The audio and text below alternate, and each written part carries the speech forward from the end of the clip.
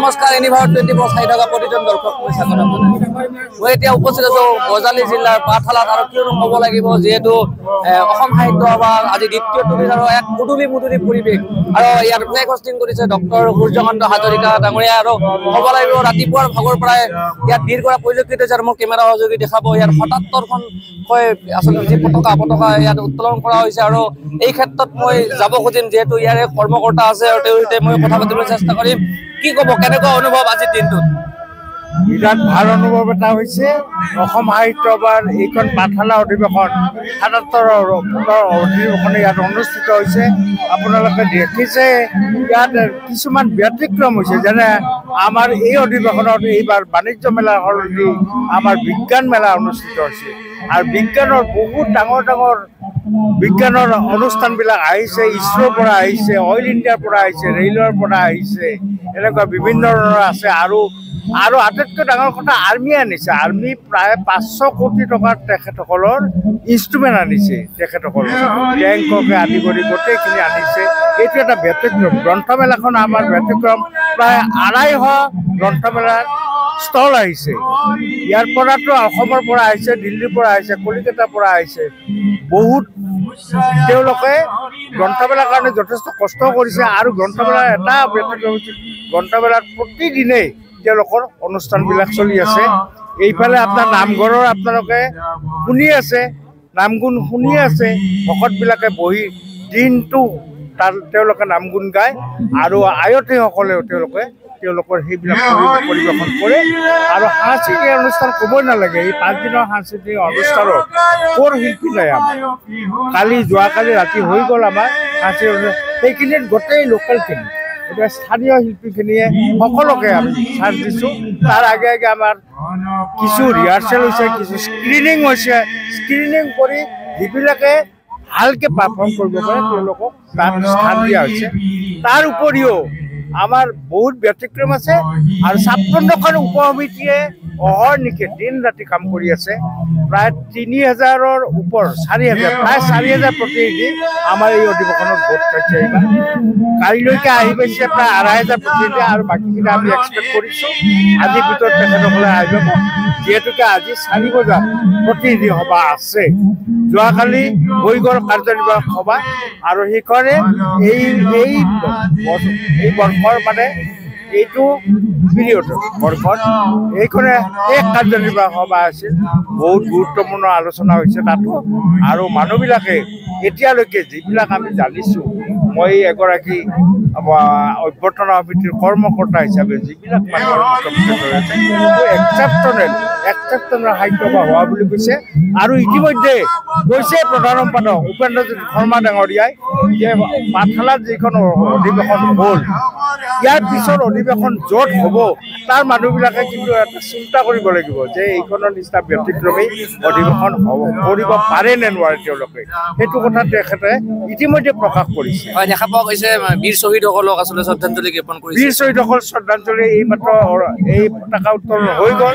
পতাকা উত্তোলনৰ পিছত বীৰ শ্বহীদসকলক শ্ৰদ্ধা নিবেদন কৰিছে। স্মৃতি তৰ্পণ হৈ আছে অনুষ্ঠান এতিয়াও। ইয়াৰ পিছত আমাৰ কিতাপ স্মৃতিগ্ৰন্থ উন্মোচন হ'ব।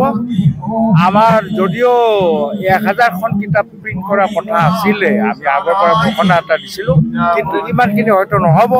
আপোনালোকে গম পাব কিমানখিনি কিতাপ উন্মোচন হয়। 10:30 বজাত সেইটো প্ৰগ্ৰেম আছে, অলপ পিছুৱাই গৈছে। আৰু ইয়াত পতাকা উত্তোলন কৰিলে আমাৰ সভাপতি সূৰ্যকান্ত হাজৰিকাই। তাৰপিছত আপোনাৰ 77খন পতাকা বিভিন্ন অসম সাহিত্য সভাৰ ব্যক্তিসকলে কৰিলে। আৰু তাৰপিছৰ যিটো তৃতীয়টো কৰিলে আমাৰ বৰপেটা ডিষ্ট্ৰিক্টৰ বৰপেটা জিলাৰ বা বজালী জিলাৰ যিবিলাক শাখা সভা আছে সেই শাখা সভাপতিবিলাকে কৰিলে। মূল পতাকাখন সূৰ্যকান্ত হাজৰিকা সভাপতিয়ে কৰিলে। মই ধন্যবাদ জ্ঞাপন কৰিছোঁ। এক মুদুলি পৰিৱেশ কিয়নো ক'ব লাগিব আজি অসম সাহিত্য সভাৰ যি বজালী জিলাৰ ভট্টদেৱ ক্ষেত্ৰত আচলতে যিহেতু আয়োজন কৰা হৈছে সাহিত্য সভা, আৰু এই ক্ষেত্ৰত ক'ব লাগিব লোকাৰণ্য পৰিৱেশ ৰাতিপুৱাৰ ভাগতে। আৰু মোৰ কেমেৰা সহযোগী দেখা পাতিম ইয়াতে ৰাতিপুৱাৰ ভাগৰ পৰাই আচলতে ভিৰ কৰা সাহিত্য প্ৰেমীসকলে ভিৰ কৰা পৰিলক্ষিত। ক'ব লাগিব যিহেতু এইবুলি বাণিজ্য বাণিজ্য মেলাৰ পৰিৱৰ্তে আচলতে বিজ্ঞান মেলাৰ আয়োজন কৰিছে এক সুন্দৰ পদক্ষেপ আৰু এই ক্ষেত্ৰত আৰু যাব খুজিম মই আৰু এজন ব্যক্তি আছে কি ক'ব আপুনি ক'ৰ পৰা আহিছে মই বৰপেটাৰ কি ক'ব কেনেকুৱা অনুভৱ বহুত ভাল লাগিছে হয়। যে পাঠালা যিখন অধিৱেশন আমাৰ আলোচনা সমিতিৰ সভাপতি ৰঞ্জিত দাস ডাঙৰীয়াৰ নেতৃত্বত এইখন এখন সফল অধিৱেশন হিচাপে পৰিচিত হওক এখন ব্যতিক্ৰমী এখন যাতে অধিৱেশন হয় এইটো আমি আশা ৰাখোঁ বাণিজ্য মেলাৰ পৰিৱৰ্তে বিজ্ঞান মেলা হৈছে এইটো এটা আমাৰ জাতীয় এটা স্বাৰ্থৰ প্ৰতি লক্ষ্য ৰাখি এনেধৰণৰ সিদ্ধান্ত গ্ৰহণ কৰা হৈছে আৰু আমি ভাবিছোঁ যে আগতৰ দিনত যে এনেধৰণৰ এটা ভাল সিদ্ধান্তৰে অধিৱেশনবিলাক আগবাঢ়ি যাওক হয় আচলতে যিহেতু এই ভট্টদেৱ ক্ষেত্ৰত আচলতে 5 দিনীয়া বৰ্ণাঢ্য কাৰ্যসূচীৰে যিহেতু আচলতে অসম সাহিত্য সভাৰ অনুষ্ঠিত কৰা হৈছে আজি দ্বিতীয় দিনটোত আৰু ৰাতিপুৱাৰ ভাগতে দেখা গৈছে ইয়াত যি সাহিত্য প্ৰেমীসকলে ভিৰ কৰা পৰিলক্ষিত আৰু মই যাব খুজিম ভিতৰলৈ আৰু কিছু দৃশ্যাংশ আপোনালোকক দেখাবলৈ মই চেষ্টা কৰিম হয় চিৰচেনেহী মোৰ ভাষা জননী অসম সাহিত্য সভা যিহেতু পাঠশালাত 5 দিনীয়া বৰ্ণাঢ্য কাৰ্যসূচী আৰু মোৰ কেমেৰা সহযোগীক দেখাব দিম এটা প্ৰকাণ্ড জাপি ইয়াত আচলতে সাজি তুলিছে আৰু এই জাপিটো চোৱাৰ কাৰণে ইয়াত কিন্তু ভিৰ কৰা পৰিলক্ষিত হৈছে আৰু মোক ক'ব লাগিব কিয়নো আচলতে যিহেতু আজি দ্বিতীয়টো দিনতো আচলতে ইয়াত লোকে লোকাৰণ্য পৰিৱেশ আৰু এই ক্ষেত্ৰত মই যাব খুজিম যিহেতু এজন উদ্যোক্তা আছে কি ক'ব এটা প্ৰকাণ্ড জাপি হয় এই জাপিটো ইতিমধ্যে আমাৰ ইণ্ডিয়া বুক অফ ৰেকৰ্ডত নাম সন্নিৱিষ্ট হৈছে এছিয়া বুক অফ ৰেকৰ্ডতো নাম সন্নিৱিষ্ট হৈছে এই জাতিটোৰ বহল হৈছে 87 ফুট বহল আৰু এই জাপিটো প্ৰদৰ্শনী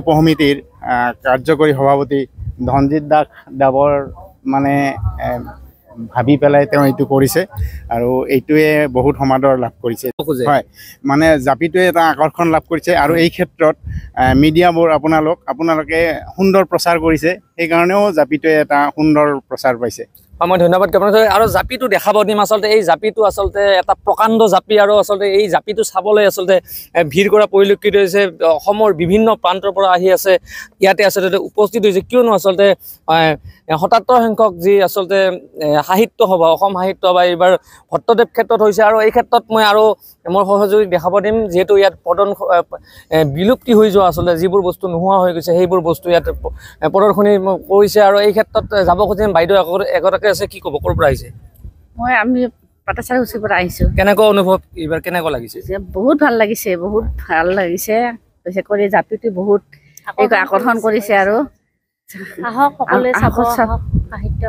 হয় আচলতে এই জাপিটোৱে হৈছে আকৰ্ষণৰ কেন্দ্ৰবিন্দু সকলোৰে কিয়নো ক'ব লাগিব যিহেতু আজি দ্বিতীয় দিন আৰু এই দ্বিতীয় দিনটোতে আচলতে অসম সাহিত্য সভাত আচলতে এই পাঠশালাত লোকে লোকাৰণ্য পৰিৱেশ দেখা গৈছে ৰাতিপুৱাৰ ভাগৰ পৰাই অসমৰ কেমেৰা সহযোগীৰ সৈতে মই কৌশিক দাস এনিভাৰত 24